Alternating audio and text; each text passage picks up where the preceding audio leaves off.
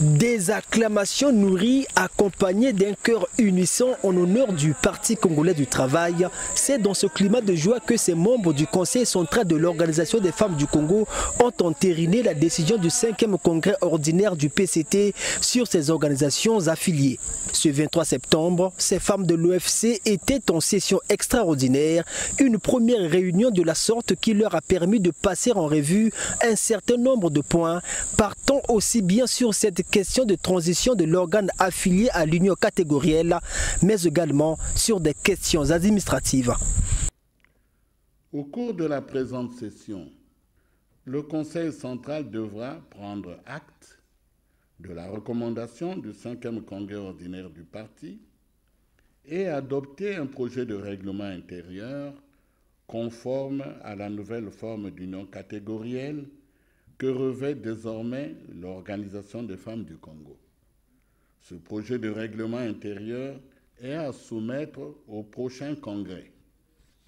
La préparation du premier congrès extraordinaire de l'OFC, voilà la principale raison du rassemblement de cet échantillon des femmes du Parti congolais du travail. Ce serait une première grand-messe de l'OFC dans sa nouvelle configuration.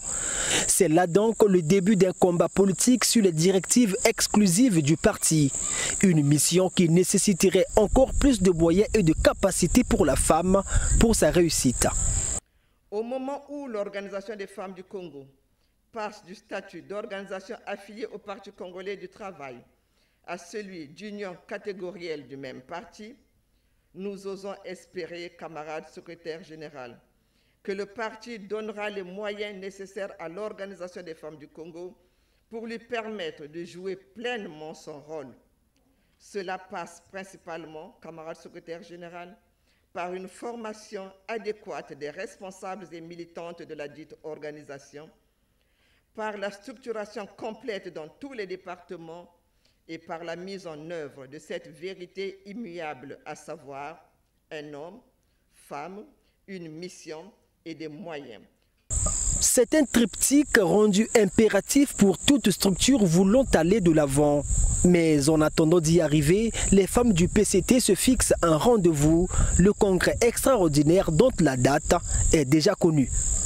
Engagés et disciplinés, dévoués aux préceptes de notre grand et glorieux parti, nous irons au congrès de mutation de l'Organisation des femmes du Congo, convoqué pour les 23 et 24 octobre prochains.